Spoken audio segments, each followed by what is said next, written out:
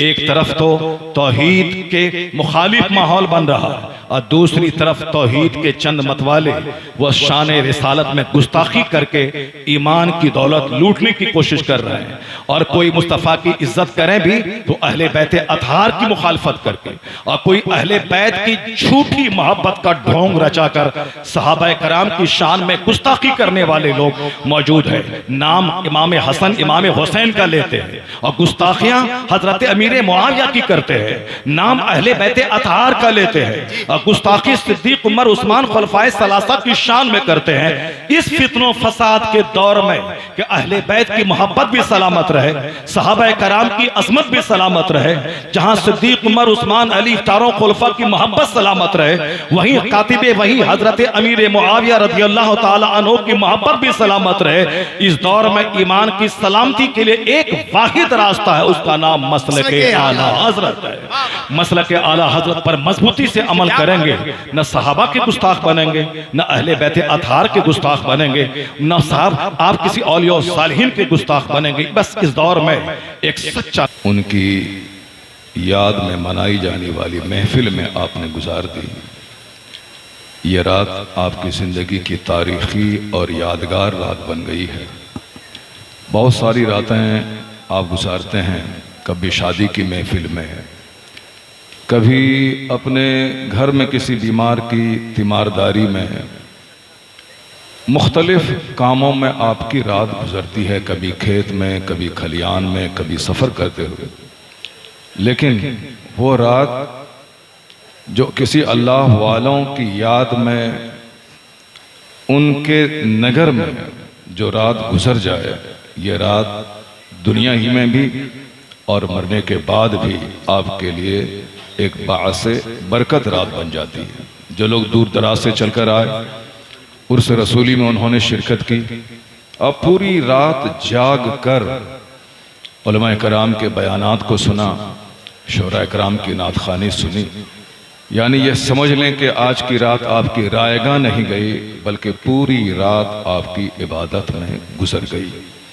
अल्लाह तबारक व तआला इस रात के जागने के सदक़े अल्लाह आपकी तकदीर जगा दे, अल्लाह ताला आपके घर में खुशहाली अता फरमा दे और हुजूर फ़ख्र बिहार के फैज़ान से अल्लाह ताला आप सबों को माला माल फरमाए। आमीन। इस मजलिस की आखिरी कड़ी के तौर पर अभी आप देख रहे हैं कि एक हमारे ज़बरदस्त खुसूसी मेहमान जो हमेशा जामिया रज़विया तग़िया रुहुल उलूम को अपनी शिरकतों से नवाजते रहे, वो सरकार आला हज़रत रज़ियल्लाहु ताला अन्हो के ख़ानदान के चश्मो चराग हुजूर शहज़ादा रेहान मिल्लत हज़रत अल्लामा व मौलाना तौसीफ़ रज़ा ख़ां मदज़िल्लहुल आली की सूरत में एक नायाब तोहफे की सूरत में हमारे सामने मौजूद है।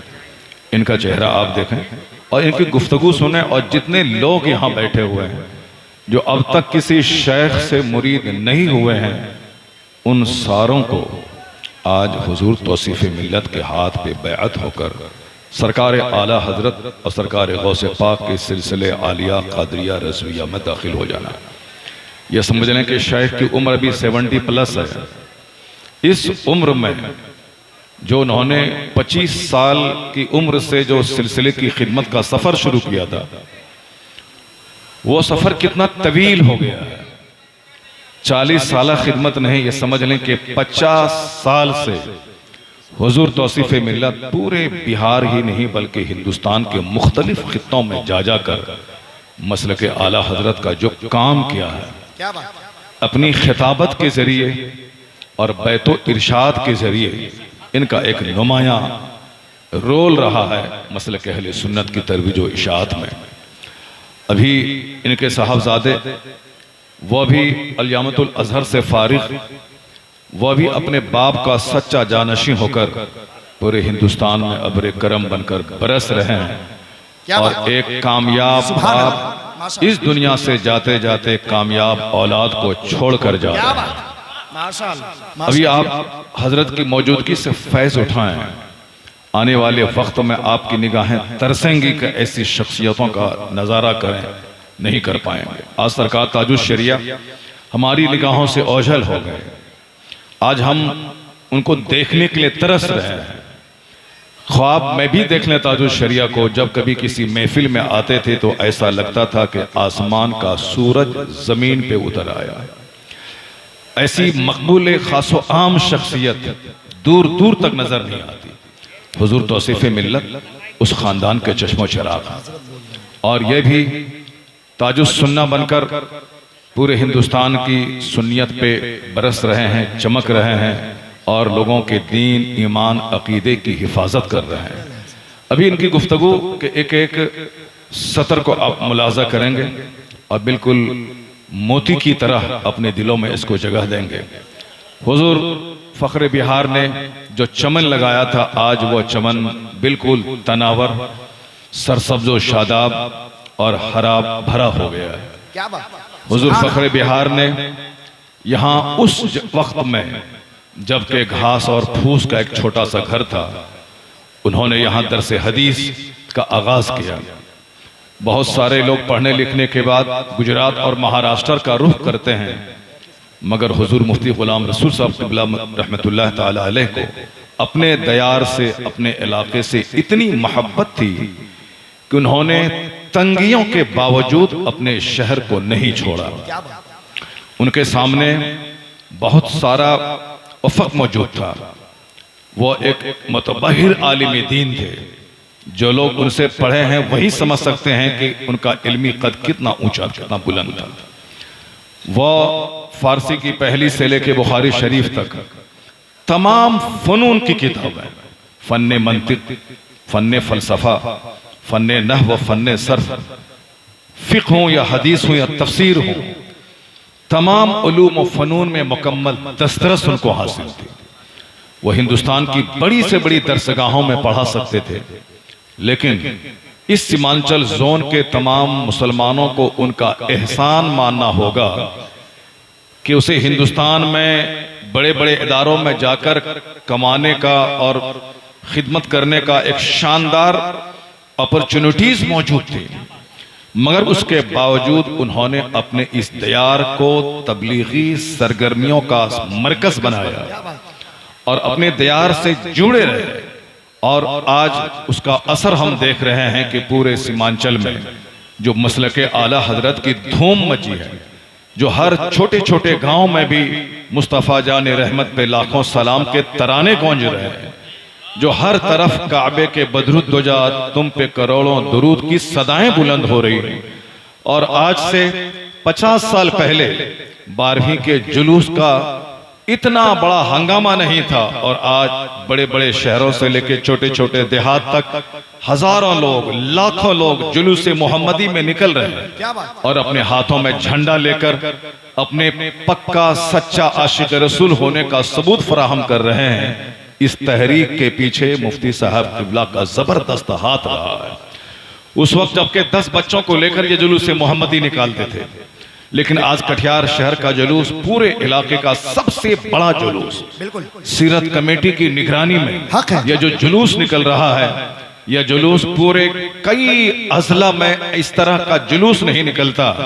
और मैं आज से 40 साल पहले उस जुलूस को देखा हूं जिसमें हम लोग 30-40 बच्चे शरीक रहते थे, लेकिन आज 30-40 हजार लोग शरीक रह रहे हैं। यह हुजूर मुफ्ती आजम कटिहार फ़ख्र बिहार की मेहनतों और काविशों का नतीजा है। उन्होंने जो 10 बच्चों से जिस काम का आगाज किया था, वह काम आज आलम शबाब पे पहुंच गया है। अब जब भी इस तरह की सुन्नी रिवायतों पर अमल होता रहेगा, उसके पीछे मुफ्ती आजम कटिहार की मेहनतों का हाथ रहेगा। हम लोग कैसे उनको फरामोश कर सकते हैं? आज उन्होंने इस पूरे दयार में जो जलसा जुलूस करने का माहौल हमको दिया था, आज से 40 साल पहले इसी जामिया रज़विया रुहुल उलूम के प्रांगण में बड़ी से बड़ी मजलिसें होती थी, दस्तार फजीलत की महफिल मुनक़िद होती थी।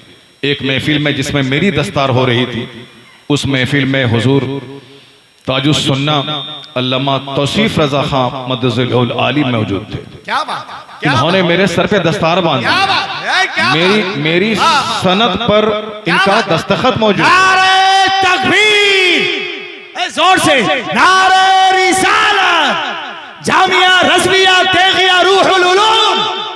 माशाअल्लाह माशाअल्लाह, वाह वाह। हुजूर फख्र बिहार ने उस वक्त बड़ी बड़ी मजलिसें कर जो उस जमाने के टॉप के खुतबा हिंदुस्तान के होते थे, उन सारे खुतबा को बुलाकर, ये छोटा सा मजमा है, मैंने यहां से लेके महमूद चौक तक एक इंसान का समंदर और सैलाब मैंने देखा।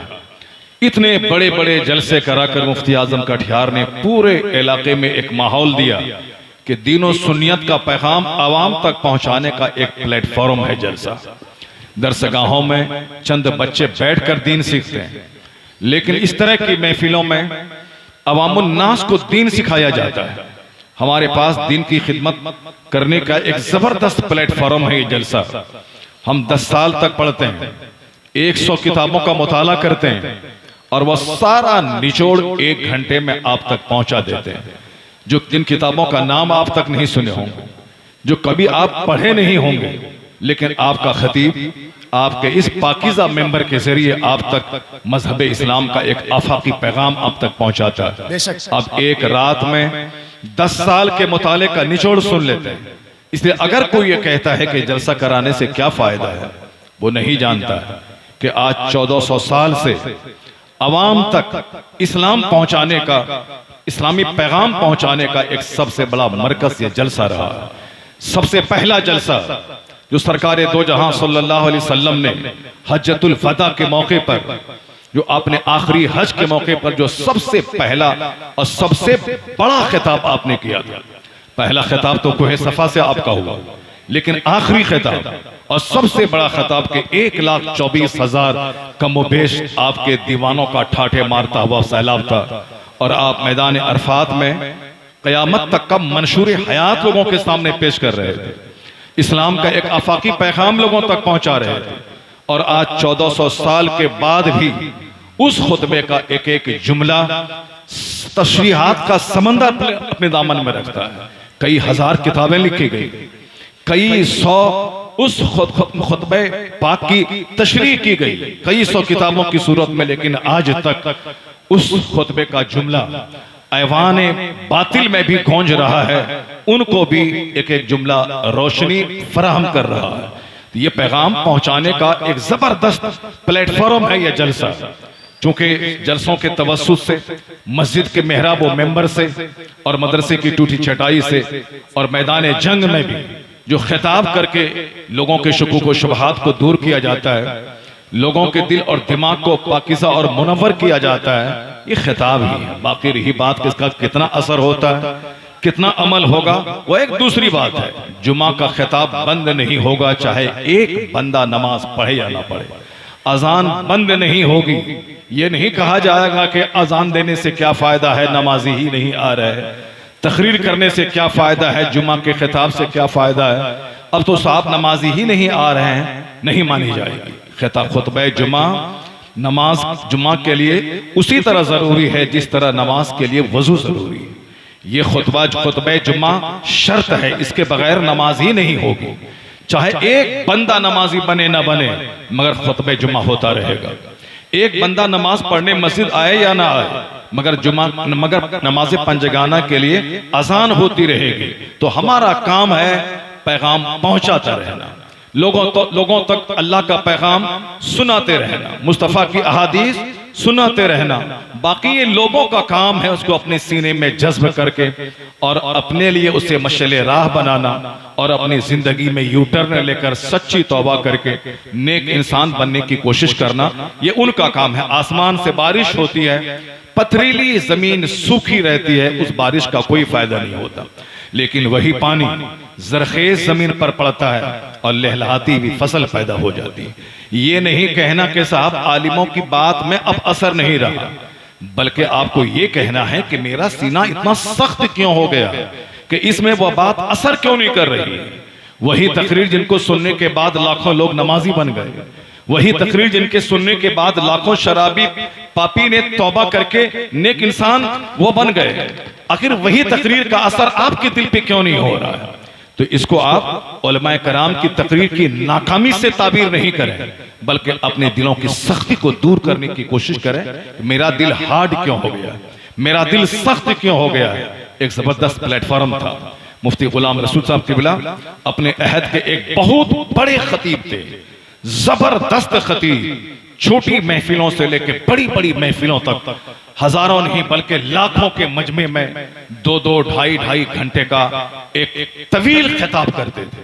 और वह खिताब अक्सर व बेशतर अकायद की इस्लाह पे मबनी होता था। और आप जोर देते थे, चूंकि जानते थे कि अकीदा और ईमान सबसे बड़ी दौलत है। अगर आप ईमान की हालत में दुनिया से चले गए तब तो कोई बंदा 3 बार कुल अहद शरीफ की तिलावत करके आपको सवाब पहुंचा देगा, तो आपको एक खत्म कुरान का अजर मिल जाएगा, आपके लिए बख्शिश का सामान हो जाएगा। लेकिन अगर आप ईमान की हालत में दुनिया से नहीं गए तो जमीन बराबर गोल्ड भी अगर आपके लिए कोई खैरात कर दे, 1 पैसे का फायदा नहीं होगा। हालत ईमान में मर जाना ये बहुत कमाल की चीज है, क्योंकि बाद की नस्लें आपके लिए बख्शिश की दुआ करती रहेंगी। जो भी आपकी कब्र पे जाए, तीजा की सूरत में, 40वां की सूरत में, बरसी की सूरत में, ये सब इसाले सवाब का एहतमाम होगा, आपको फायदा पहुंचता रहेगा।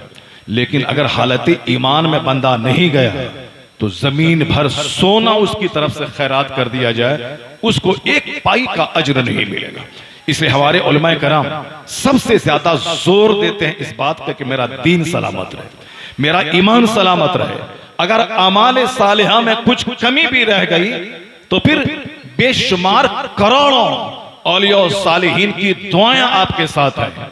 हमारे जो बुजुर्ग दुनिया से चले गए उन्होंने भी कहा था, अल्लाहुम्मा ग़फ़िरली व लिवालिदैया व लिजमीइल मुमिनीन, ए अल्लाह मुझे बख्श दे और मेरे माँ बाप को बख्श दे और सारे मुसलमानों को बख्श दे।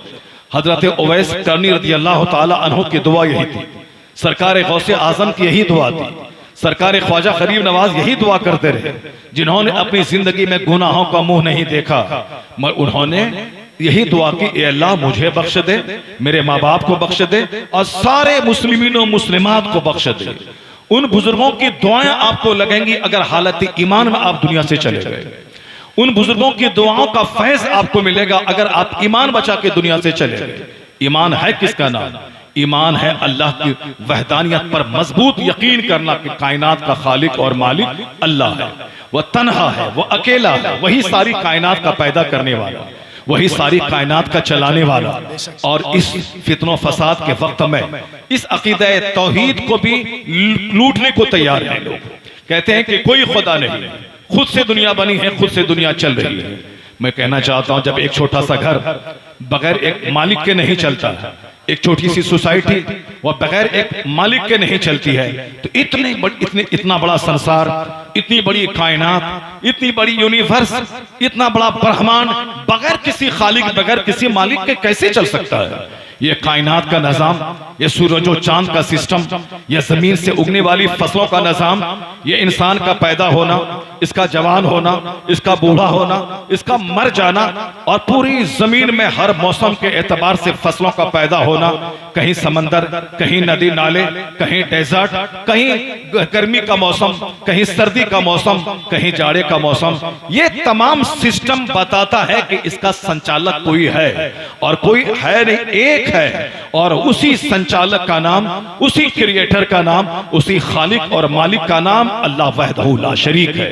इस पर मजबूत यकीन करना होगा। वही हुकूमत देने वाला, वही हुकूमत छीनने वाला, वही जलील करने वाला, वही इज्जत देने वाला, वही एक भिखारी को बादशाह बनाने वाला, वही एक बादशाह की बादशाह छीन कर उसे भिखारी बनाने वाला, वही है जो गाय चराने वाले के बच्चे को बादशाह बना देता है, और वही है जिसकी बादशाहों की बादशाह छीन कर उसे गली कूचे का भिखारी बना देता है। मेरी निगाहें आज भी देख रही हैं, जो लोग सिंहासन पर बैठे हुए थे, लोग कहते थे 100 साल पुराने वाला जमाना था जिस जमाने में हुकूमत का तख्ता पलटा जाता था, इस जमाने में नहीं होगा।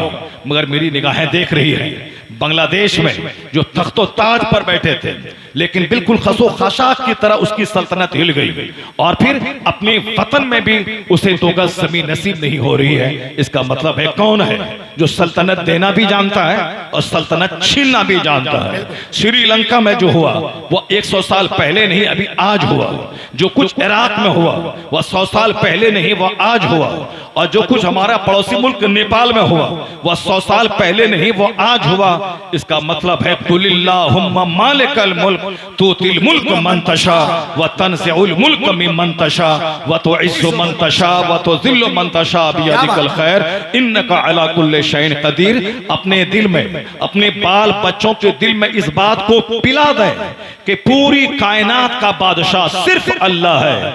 वह सारे बादशाहों का बादशाह है, जिसे चाहता है हुकूमत देता है और जिससे चाहता है छीन लेता है। वही इज्जत देता है, वही जलील करता है। सारा इख्तियार उसी रब्बे आला के पास है।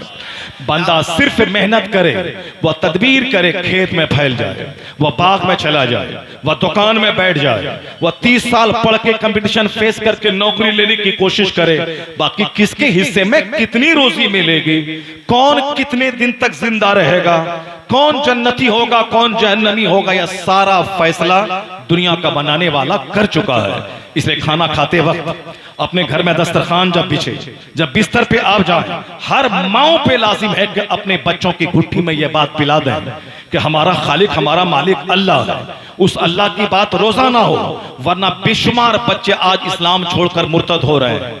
हमारी बहुत सारी बच्चियां इस दुनिया की चकाचौंध और रंगीनी को देखकर इस्लाम से फिर रही हैं, यानी बच्चे मुर्तद हो रहे हैं, लड़कियां काफिरा मुर्तदा हो रही हैं।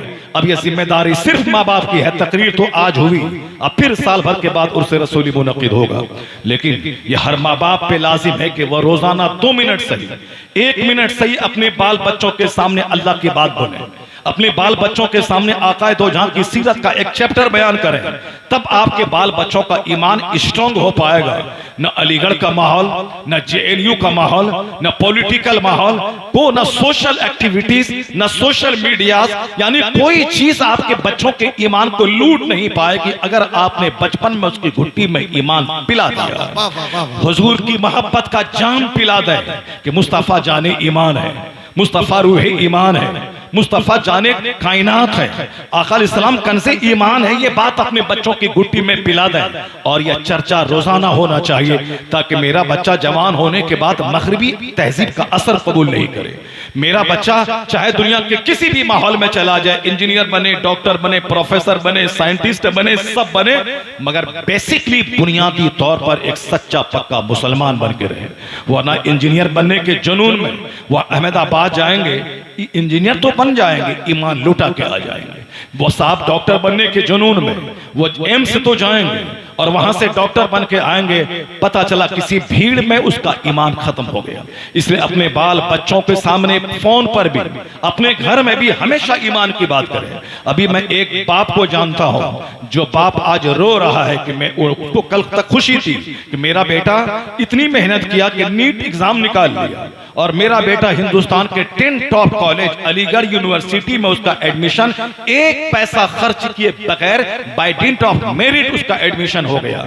कल तक उससे बड़ी खुशी हासिल थी, लेकिन आज उसका बाप रंजीदा और गमगीन है कि हमने तो सोचा था कि मेरा बेटा डॉक्टर बनेगा, मेरे सपनों का एक महल तामीर होगा, मेरी मुश्किलात आसान होंगी, बुढ़ापे का सहारा होगा, मेरा नाम पूरे इलाके में रोशन होगा। लेकिन अब मुझे एक गम खाए जा रहा है, वो ये गम खाया जा रहा है कि मेरा बेटा अलीगढ़ के इस मगरिबी तहजीब के माहौल से आशना होकर धीरे धीरे सुन्नियत और मसलक आला हजरत में वो को दीमक की तरह वहां की तहजीब चाट रही है। उसकी कुर्बत दूसरी जमात के लोगों से हो रही है। वो तरह तरह के एतराज, वो साहब जो एक मुसल्लमा अकीदा है, इल्म गैब मुस्तफ़ा, मोजज़ात मुस्तफ़ा, इख्तियारात मुस्तफ़ा, नूर मुस्तफ़ा, इन सब पर एतराज वो कर रहा है। इसका मतलब वो गया था MBBS डॉक्टर बनने के लिए, अब वहां बद अकीदों के करीब हो गया, उनकी झोली में बैठ गया। अगर वह डॉक्टर बन भी जाए, अब उनके बाप को उतनी खुशी नहीं होगी, क्योंकि गम है कि कहीं इसका ईमान न लुट जाए। गम यह है कि कहीं बदअकीदों के झोली में जाके बैठकर इसका ईमान तो खराब नहीं हो गया। इसका मतलब यह निकला कि आपको अपने बाल बच्चों को जमीन मकान देने से ज्यादा उसके ईमान की फिक्र करनी होगी। यही पैगाम सरकार आला हजरत ने सारी जिंदगी दिया। अपने बच्चों को चाहे जहां पढ़ाए मगर उसका दीन और ईमान सलामत रहनी चाहिए। और वह ईमान है क्या? मुस्तफा प्यारे की सच्ची मोहब्बत। आका अलैहिस्सलाम को अपनी जान, माल, औलाद सबसे ज्यादा महबूब तरीन हस्ती मुस्तफा को समझना। जान है इश्क मुस्तफा, रोज फजू करे खुदा, जिसको हो दर्द का मजा नाज़े दवा उठाए क्यों। आला हजरत से जो सच्ची मोहब्बत इस दौर में कर ले उसका दीन ईमान महफूज रहेगा। एक तरफ तो तौहीद के मुखालिफ माहौल बन रहा है और दूसरी तरफ तौहीद के चंद मतवाले वह शान रिसालत में गुस्ताखी करके ईमान की दौलत लूटने की कोशिश कर रहे हैं। और कोई मुस्तफ़ा की इज्जत करें भी तो अहले बैत अतहार की मुखालफत करके, और कोई अहले बैत की झूठी मोहब्बत का ढोंग रचा कर सहाबा कराम की शान में गुस्ताखी करने वाले लोग मौजूद हैं। नाम इमाम हसन, इमाम हुसैन का लेते हैं और गुस्ताखियां हजरत अमीर मुआविया की करते हैं।